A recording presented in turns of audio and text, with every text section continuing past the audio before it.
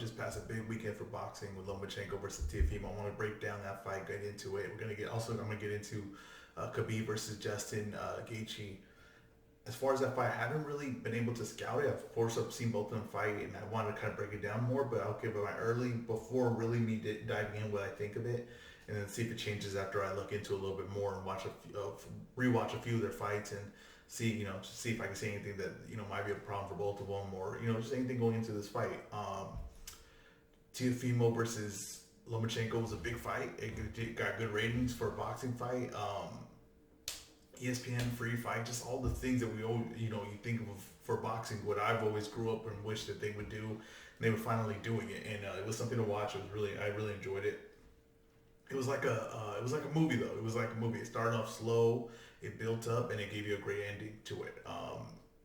Lomachenko, things that I saw in this fight, and a lot of people are saying Lomachenko is overrated now, right? Like Lomachenko wasn't what people made him out to be, and he is all those things. And that fight only more proved the situation that Lomachenko is one of the best fighters in the world, and it only proved it. It didn't knock it at all. And I don't know what fight people were watching. Right now, we get into scorecards that were terrible. Right, the one was 119 to whatever points that they gave Lomachenko, and that's a horrible scorecard.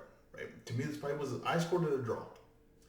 The only one person I could see have winning was Lopez. I didn't see Lomachenko winning that fight. I saw it a draw. Right, I scored a 6-6. I scored exactly what Andre Ward scored it. I scored it identical to what Teddy Atlas scored it. I didn't think it was a hard fight to score, I'll be honest with you. I see a lot of people saying that the draw is a ridiculous score. It isn't. It wasn't a hard fight to score. The rounds were very clear who won each round, right? Now, what I do see that could happen is that Lomachenko started off so slow, and Teofimo was obviously the aggressor in the fight, right? He was obviously the aggressor. And when that happens and you're watching it, it could feel like especially if you went like around 6 rounds doing that, it could feel like, wow, like this is not a competitive fight, and Lomachenko's not here to fight, and it sets a tone in your mind of what you're watching, and you're saying like, well, wow, there's no way he can win this fight. He's already down too many rounds. The thing about Lomachenko is so patient, right? He's so smart that when that's happening, right, he knows in his head when I have to turn it on. And the problem is that Lopez was just too big, right? He was just too big for Lomachenko to turn it on early because he was too fresh. He's very fast. He's very talented. I don't get this thing of that. Oh, Lopez showed that he's talented. He's a skilled fighter, very smart, and you didn't know that going in. And people were like, "Oh, he's not just a knockout guy and everything. Like he's not just like a clubber." Oh, Teofimo Lopez was a clubber going into this fight. I never thought that. Have you watched his fights? He doesn't knock you out and just, I hit you or I put pressure on you. No, he's precision. He counters. Now, did I think that I knew he had skill, but I think he was going to be one-dimensional, as far as like, okay, what he brought, right? Because usually elite fighters, right, they bring something, right? They bring a skill. Then the middle of the fight, you have to bring something else. You have to adjust it. I didn't know if he had that yet. I didn't know if he had the time to grow that because he's so young. He's only 23 years old. I didn't know he had the time. I thought by the 6th round, the Lomachenko would flip the fight to where it was something else and he wouldn't be able to respond. And I'm not sure that didn't happen in this fight. If you look at this fight as a whole, right, and you look at Lomachenko and you look at who landed the most damage in this fight, it's Lomachenko. That's not close. Lomachenko landed the most damage in this fight. Who applied the more effective pressure? Lomachenko again, right? Who won majority of the late rounds? That is Lomachenko yet again, right? Going past the 6th round, Lomachenko won more of those rounds than Teofimo did. He just started too late. But I don't know if this fight changes, right? Because if you're saying you get a rematch, and I know that he's saying he had an injury, and I'm sure he did, whatever, all those things, it doesn't matter. I don't use those as an excuse. If you get hurt in a fight, you get hurt in a fight. That's what happens in a fight. And a lot of those injuries probably came because Teofimo is so strong, and he's so big of a guy that's what happens. And so, yes, I'm sure you were hurt, everything. It doesn't take anything away from Teofimo's win. It was Teofimo's win. I give him that. Teofimo won the fight. But it doesn't show me that the fact that Lomachenko was putting on the pressure late, the fact that Teofimo was backing up late, the fact that Lomachenko was landing a lot of shots, got on the inside, worked good, didn't really get touched in the fight. I'll be honest with you, he did not get touched much in the fight. I don't care what the copy box stats say or all those things. He did not get touched much in the fight. When he chose to move around, right, and he chose not to punch and he chose to move around, he did not get touched at all. Now he lost his rounds, yes, of course, but he didn't get touched. He wasn't getting smoked, right? He wasn't like, oh man, he just wasn't let him get anything, and he wasn't taking any chances, right? So that's just showing skill. Like all the things that I knew of Lomachenko, and I knew I wasn't being fooled, and I know that the level of competition and the weights in the weights he's cleaned out and all those things I knew, and I already had seen him. Not gonna fool me. He wasn't fooling me. He just ran into a guy that was highly skilled and too big. It was a highly skilled. He had cleaned out the answer weight because his skill level was so far superior to them. His skill level wasn't far superior than Teofimo's. He's more skilled. Yes, he is a more skilled fighter. As of right now, he's more skilled. Not saying that Teofimo won't become more skilled as it goes along, because he might, right? But he is more skilled now. But what Teofimo showed is that he is highly skilled as well. And he's the bigger and more powerful man in the ring, right? Because of the weight classes, the weight difference, right? So I don't necessarily think they should rematch that fight. I think that Teofimo got the win.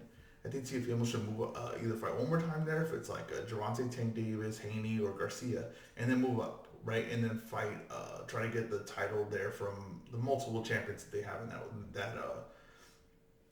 that weight class. He could fight Ramirez. I think he would be the favorite against Ramirez. I think Taylor, I don't know if Taylor's a hard fight for any person. He's a very good fighter. He's an elite level fighter, and I think that those are all good matchups for him. I think he could sell those fights. I think those are all great.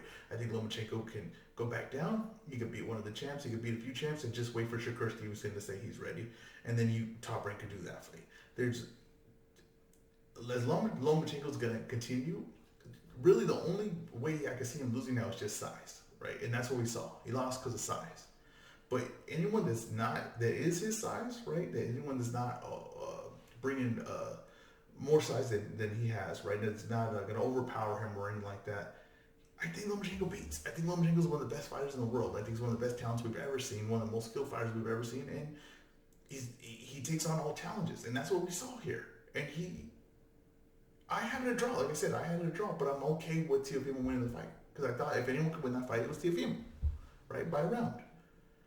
So I have no problem with that decision. Teofimo won. I accept that Teofimo won that fight. But I would not accept that Lomachenko isn't he's not what, we made him out to be. Yes, he is. That fight showed it more than anything. It showed that. I don't know how you would take anything else from it. I don't get it. I don't get the whole thing that Teofimo was more skilled than we thought. We knew how skilled he was. I never had that in question. He's a talented guy. His precision, his counter punching, all that. I knew that was there. His leg movement, the way he counters, the way he bounces back, his reflexes. I knew all that was there. And still, I thought that Lomachenko outskilled him. That's what I thought. That's what I took from the fight. I thought he did more. I thought he could do more. I thought he could get on the inside. His leg movement was better. He's a smaller man. He pushed him back. So I thought I saw all those things too. It was a great fight. It was great for both of them. To me, that doesn't hurt their stock. It increases Teofimo's stock. And to me, it increased Lomachenko's stock in a weird way. Increased his stock. And if you're hearing people like, well, Floyd Mayweather and them never bought into this and all this, I don't care what Floyd bought into. What the hell does Floyd know? He's a good fighter. Floyd's a great fighter, but I don't give a damn what he bought into. He was mad because the people think Lomachenko has more skill than him as a fighter, and he might. We'll never truly know because they're not going to fight each other, but I don't care about any of that. I don't care about all these things now when he lost, right? Just because if we're going to have, right, the guys fight the best, right? Well, when they lose, they're going to lose. Guys are going to lose. If Teofimo keeps fighting the best, he will lose, right? Well, then when that happens, we sell his whole career short? That doesn't make sense. We don't want a bunch of Floyd Mayweathers, right? A guy's padding the records, right? We don't want that. You do not want that in boxing. We got to get rid of that mentality and the fans doing that to people when they lose. He was everything. Lomachenko was everything we thought he was. Teofimo was more than what we thought he was. That's all that happens, right? Or Teofimo was exactly what we thought he was. And his size proved to be the key factor in his power. Teofimo's going to go on to 140 and bring that skill level and that power and that speed with him. And that's going to be, it's going to be exciting and scary to watch. And Lomachenko's going to either dominate this weight or he's going to go down, dominate the weight below him and do his thing. No one is there to stop him yet. You know what I mean? There's guys in there, the Belcher, that's an interesting fight. There's Shakur Stevenson is probably the fight, the one that is what Top Rank will build towards next. I really believe that. I don't think they should rematch it, but if they did, I'd watch it. And I think that if Lomachenko gets started earlier, he might be a lot of problems for him. But I just think the size is just too much. And I don't think that that's good for Lomachenko. And I think that's why the injuries came. And I just think, I just don't see that. I don't see that being a positive. I think that when they had the fight, it was a great fight. People enjoyed it. Teofimo took it. Teofimo's a go up weight, and Lomachenko's going to dominate these lower weights. And that is what it is. And they'll never, if they don't do this rematch, they will never meet again, because Teofimo's just going to keep going up in weight, and Lomachenko can never go that high. Okay, so you got to think of the ages too. Teofimo's 23 years old. He's only going to get bigger. They announced like the here. Let me see if I can just let's do this here. Let's do the They had their pound for pound rankings. Well, let's see. Is it the divisional rankings where they have the pound for pound here? I don't think they do. What's the pound for pound at? I seen it and I didn't agree with it. That's what I wanted to go through.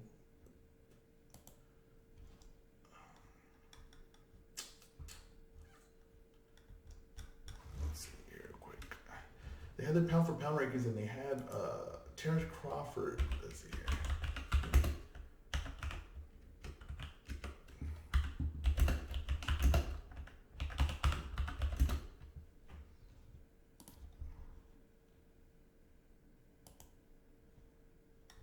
Okay, so this is February though. No good. I don't know. I just saw it today. Let's see here, Real Boxing News. This is like, I don't know why boxing websites like always up there and give you a virus. Let's see here. Okay, so let's see ESPN's pound for pound. Terrence Crawford #1. I love Terrence Crawford. I think he's one of the best boxers. I think he's one of the best boxers in boxing. He's not my pound for pound #1. He's just not. It's my #1 is Canelo Alvarez. Canelo Alvarez beat the man in the middleweight division, Golovkin. Right? He beat him. Right? It was really, it was close. Whatever, he won. He got the decision. I think that he deserved that decision. Right? Then he moved up. Right? He moved up all the way to 170, and he beat the champ there. He got the title there. He's dominated multiple middleweights, right? Any middleweight, he hasn't ran for no one, right? He's won titles at 167. He's probably the #1 guy at 167. He's the pound for pound best fighter. It just is. He's beating the guys. He's fought guys, not dodged anyone. And I'm just not saying Terrence Crawford dodged anyone, but Terrence Crawford's in a weird dispute. He's in with Top Rank, and Top Rank doesn't have anything for anyone to fight. And if I'm just gonna ignore that, and I'm just gonna say, well, trust me, he's pretty good at fighting. It's like, I get what you're saying, but I agree. He's very good at fighting. He's one of the best fighters in the world, but he's not fighting anyone, and I can't just reward him off of what could be. You know what I mean? It's not happening. So I'm gonna have Canelo Alvarez. My #2, right? My #2 would probably be Usyk. Usyk or now, right? Now or Usyk. Usyk dominated his weight class. He fought in a tournament with the best guys in his weight class, and he beat them all, right? He's my #2. Earl Spence is probably my #4. Teofimo and Lomachenko being right below that. Tyson Fury being below that, like Golovkin. I do think the small Charlo, Jamal Charlo, needs to be in this pound for pound top 10. I think you could take him over Golovkin. I think you could take him over Golovkin. Estrada is the champ. I mean, like, I could really dig deep into this and probably get more names, but Jamal Charlo dominated his weight class. He cleaned out everyone. He fought everyone. He avenged his loss. He deserves to be in here. Jamal Charlo deserves to be in here. We have to start acknowledging that Jamal Charlo is one of the best fighters in boxing, right? He's the king of 147, and 147 is 154, and 154 is it's an elite weight. It's always been like a salad for boxing. It's always been a big weight, a money making fight, primetime weight, and he's the king of it. So let's start acknowledging it. I think that ESPN's kind of ignoring PBC fighters away in here, and I don't really care for that. Also, Manny Pacquiao not being on here is kind of ridiculous too, because he just beat Keith Thurman. He's still a champ, still has a resume, all that. I don't know if you haven't fight a certain amount of time to get rid of you, but like I said, I think that he belongs on here. So I haven't created my own, but I do not like that Canelo Alvarez is not #1. Canelo Alvarez is the pound for pound best fighter in the world right now, because he fights everyone. And he doesn't run from anyone. He doesn't, none of those things. Earl Spence doesn't. He's fighting Danny Garcia, and that's going to increase his thing, because Danny Garcia is a legit competition. Earl Spence versus Terrence Crawford is what everyone wants to see. We could dive into that. We could keep going on that, but it's not happening right now, and it doesn't sound like it's close. Terrence Crawford's fighting Kell Brook, and Kell Brook at one time was something, right? At one time, Kell Brook was one of the best fighters in the world. I really like Kell Brook, right? He gave Earl Spence Jr. everything Earl Spence Jr. could handle, and if Kell Brook's face didn't fall apart, I think that's that would have been interesting, a more interesting fight. I think it would have really challenged if Earl Spence could pull that out because Kell Brook's one of the most talented. He's not the same fighter anymore. But if he's a hint of that same fighter, he will give Terrence Crawford a good fight. I don't believe he is anymore. I think it might look like when he fought Amir Khan, way past his prime. That's on that. So what we have here, right? Let's go to this.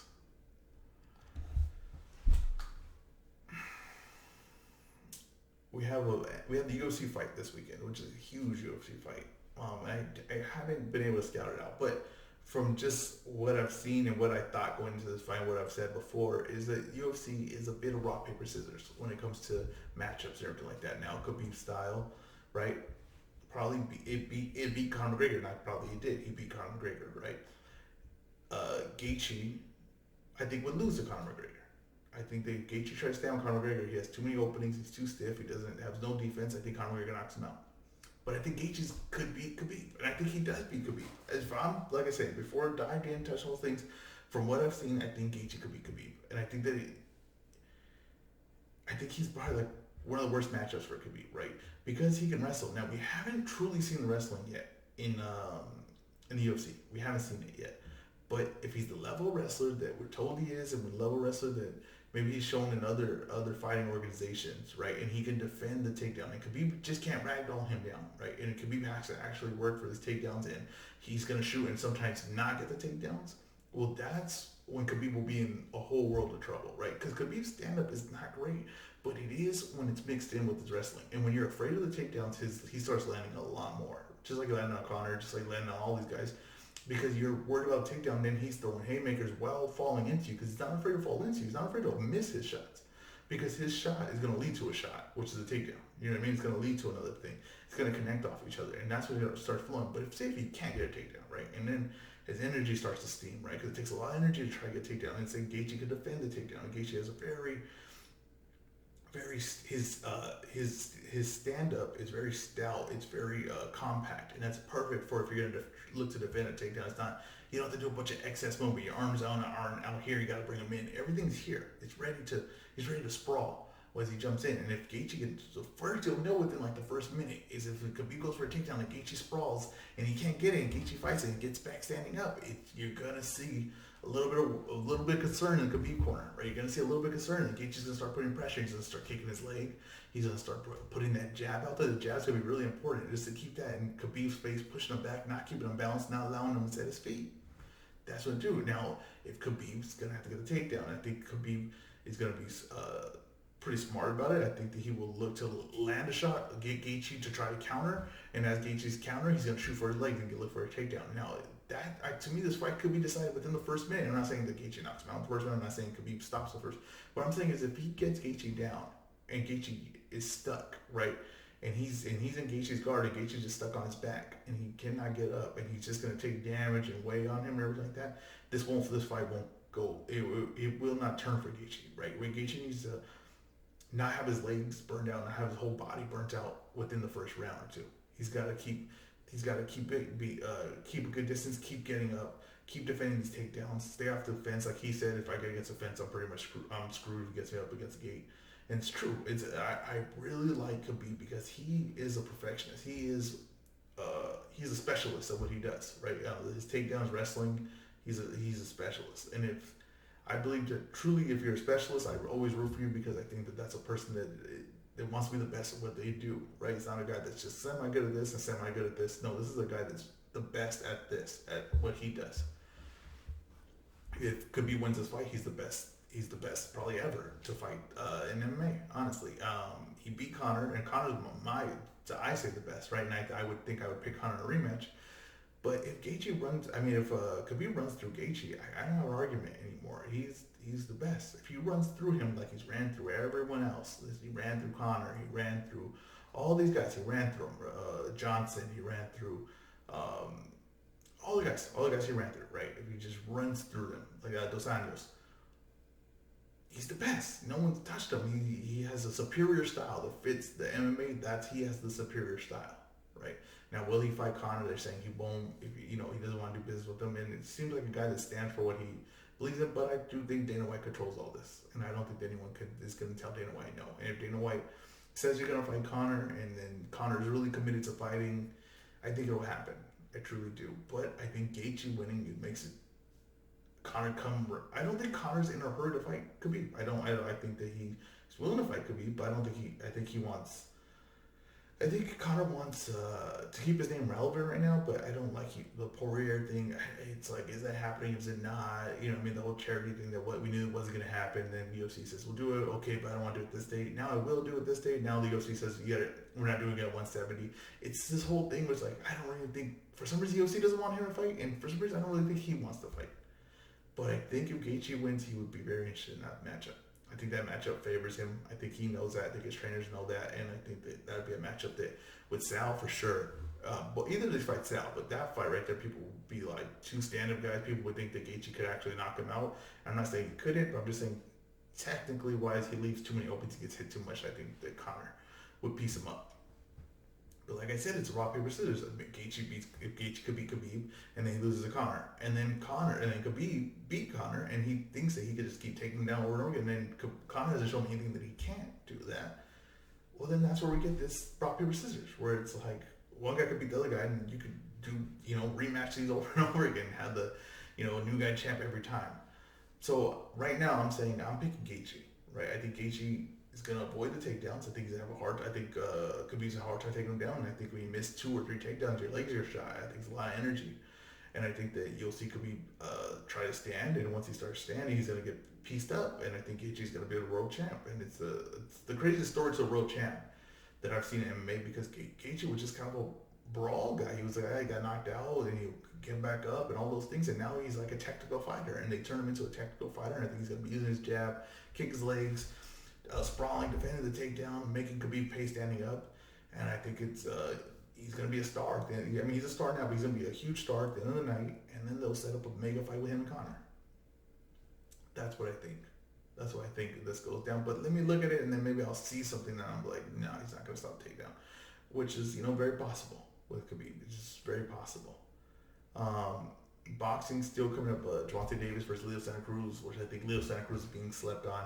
I'll dive into that more. I think that's a good fight, though, and I think the boxing learned something with ratings, and I think the free fights on ESPN, on Fox, all those things, I think people are going to see that there's money to be made there. And if you get ratings like that, and I think your ratings could be a lot bigger than even that. I don't think Lomachenko and Teofimo are that huge of stars. I think Lomachenko and them, they're lower weights, and Lomachenko's not American. He's Eastern European, and I just think if you get ratings with those two guys, right? You get ratings with Lomachenko like that, I can only imagine what Earl Spence, Crawford could do. I can only imagine what some of these other fights could do if you just offered them free. I think people will watch them. I don't think people want to pay pay-per-view anymore. I think people steal a lot of streams. But I think if you offer a free TV and get those ratings and get that, and you get advertisers behind it, I think that's the way to bring boxing back. I think some people saw it there, and you always have pay-per-views, and you can have a mega fight, and you have the people behind it, and you'll have that once in a while, once a year, something like that. But get fights free. I think that's it. I think that's the pay was perfect. I think that one guy made 2, one guy made 1, one guy made 3, one guy made 1.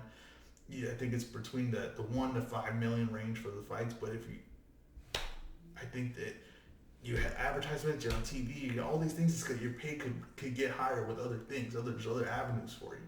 I really think that. So UFC midday on Saturday for this fight. I'm interested in what that does, the numbers, and I'm curious to see how this fight goes out. I'm curious to see how this fight turns out. It's going to be a very, very good fight, and I think it's a good anticipation fight. You know what I mean? Like, it's good. I anticipate what's going to happen, but I think if he gets taken down within the first round, he gets smothered and everything like that.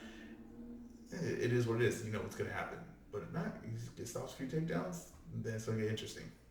All right, this has been The Weigh-In.